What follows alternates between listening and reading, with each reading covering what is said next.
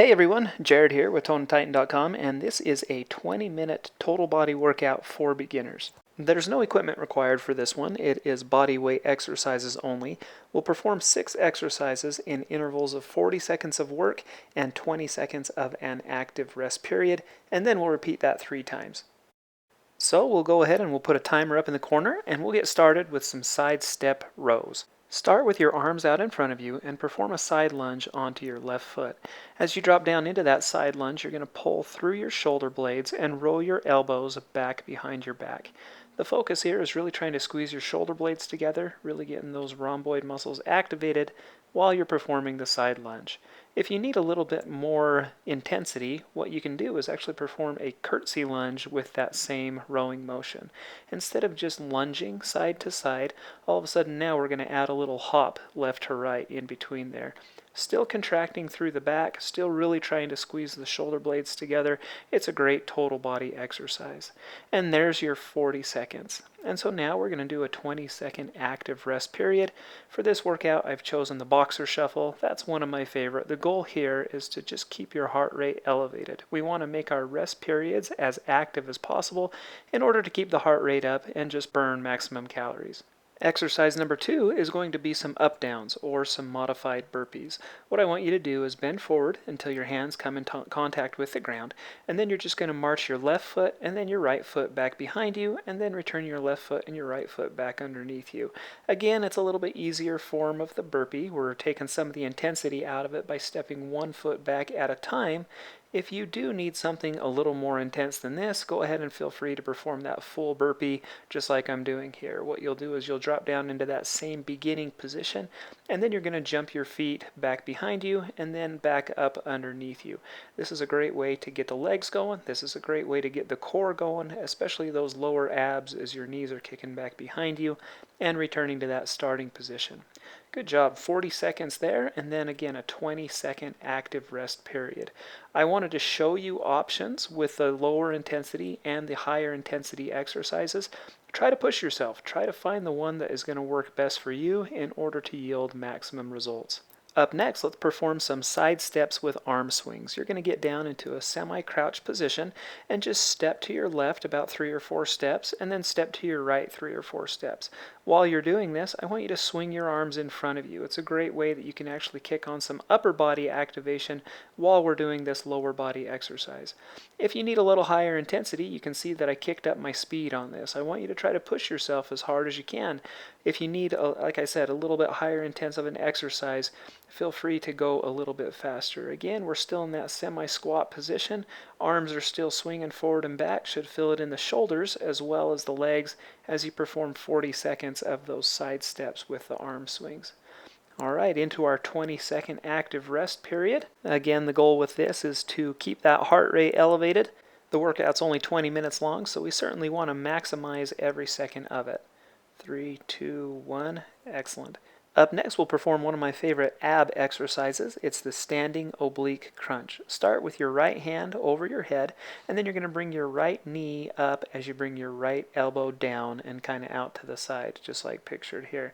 Again, the focus here is that I really want you to concentrate on crunching down through your sides, through your obliques, through those lateral abs. Now, if you need a little bit higher intensity, just kick up the speed a little bit. I was doing 3 at a time. We're going to take that up to 5 at a time as I kick up the intensity. Again, really trying to fill it in your sides and in your obliques. Go just as fast as you can. Try to push yourself, but make it successful, certainly. 3, 2, 1. Finish out the set, and then we'll start into our active rest period. Again, we've got 40 seconds of work here, followed by 20 seconds of rest. Push yourself just as hard as you can. Very good. About 5 more seconds left. And we'll get into some squat reverse rows with some reaches. So for this one, arms are out in front of you. Drop down into a squat and row your arms back behind you. Then on the next rep, what you'll do is you'll drop into the same squat, but rather than row your arms back behind you, I want you to extend through your back and reach your arms up overhead. And so the squat reverse row, and then come back up, and then the squat reverse reach. If you need a little bit higher intensity, again, what you can do is just kick up the speed. We're going to drop into the squat. We're going to hold it there to kick on the quads and the butt and those muscles that keep you down in the squat. But then we're also kicking on the upper body activity with the rowing and the reaching overhead. Alternate those. That is your squat, reverse, row, and reach. 40 seconds of work there, and then we'll get into our 20-second active recovery period or active rest period with these intervals, with these high and low intervals. Again, it's just a great way to squeeze in a ton of work in not a lot of time. Our last exercise in this opening set are going to be some high knee pulls. What you're going to do is start with both hands over your head and then pull your elbows down to the outside of your leg as your leg comes up towards your chest. And so you'll see right here, it's my right knee coming up towards my left shoulder as my left elbows come down to my right side, and then you're going to reverse that to the opposite direction. If you need a little bit higher intensity, again, here we go. We're going to kick it on with a little bit more speed. We're going to go about 5 reps to each side, really trying to extend high over your head and really trying to crunch down. This is a great way to get the middle of the abs going, the rectus abdominis, as well as those oblique muscles as we kick on that rotation. Push yourself, go as hard as you can, do it as fast as you can, but make it successful. 40 seconds of work, 20 seconds of our active rest recovery period, and then we're going to get to our first break. So in 3, 2, 1, okay, there is your first set.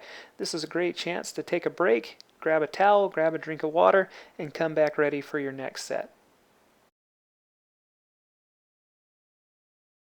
All right, welcome back to round 2. Again, we'll get things started off with our first exercise. It's those side step rows. So take a big lunge out to that outside. This is a great way to kick on the outside of the hips, those hip abductor muscles.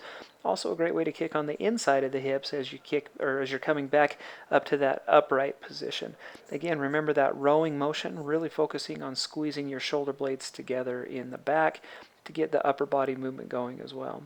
If you're looking for something a little more high intensity, kick it up into those curtsy lunges as you're doing those rows. And so again, that's a little bit of a leap side to side rather than just the simple side step. 40 seconds of work. We're up in 3, 2, 1. There's your 40 seconds. Followed by that 20-second active recovery period. Again, I'm showing you a boxer shuffle. You can march in place, you can do some high knees, you can even do like some jumping jacks. All those things are great options for our active recovery period. Next, we're going to get into those up downs or the modified burpees. So again, the feet come down to the ground and then kick one leg back behind you, followed by the other, and then just kind of reverse those steps to get back up into that beginning position. This one is one of my favorite total body weight exercises as it really works a lot of the muscles to get from that upright position all the way down kind of on your hands and feet. Great exercise. Again, higher intensity is going to be some of those burpees or some of those full burpees. So instead of just stepping each individual leg back behind you, now you're going to leap back onto your feet kind of into that tall plank position. Great way to kick on your core, your chest, your shoulders, also your legs as you're leaping back and forth just like that. Good work. 40 seconds of them there. And then we're going to do that 20-second active rest, that active recovery period before we get into our side steps with our arm swings is the next one coming up. And so again, to do this one, you're going to get down into that semi-crouch position and then take about 3 or 4 steps to the left and then about 3 or 4 steps to the right. Stay low in that crouch position. It's a great way to kick on the quads as well as the butt. As you're going side to side, it's a great way to kick on those lateral hip muscles. Just a great exercise for the lower body. We're going to kick on the upper body by doing some of those arm swings with it. Again, if you need a little bit higher intensity, we're just going to pick up the speed. Okay, you can also squat lower into the squat. You can also take more steps to the left and to the right. I'm doing just about as many as the screen will allow me to do here, but feel free to take even 8 to 10 steps left and then followed by 8 to 10 steps to the right. So there's our side steps with the arm swings. 40 seconds of work there, followed by our 20-second active recovery period, and then we're going to get back into those standing oblique crunches. In 4, 3, 2, 1. So again, the standing oblique crunch Lift your right arm up over your head, and then you're going to bring your right elbow down towards your right knee as your leg comes up and out to the side. We're working on the hip flexors, we're working on the hip abductors, we're using some of the shoulder to get the arm up and over the head and then back down, but most specifically I want you to really focus on feeling this in those muscles in the lateral side of your trunk, in those oblique muscles that make up basically your sides. This is a great exercise. I call it the love handle exercise because those are the muscles that we're working. Everything in the obliques, everything in the sides. Again, if you need the higher intensity, kick up your speed and increase the number of reps that you perform to each side. 5 to even 10 reps to each side would be the higher intensity activity on those standing oblique crunches. One of my favorite standing abs exercises. All right, 20-second active recovery period. And then we're going to get into our fifth exercise, was the squat, reverse, row, and reach. Again, to perform this one, you're going to start with your hands out in front of you as you drop down into a squat position, and then roll your elbows back behind you. And then the next rep is you're going to just drop into that same squat position, but rather than row the arms back behind you, they actually come up and over your head.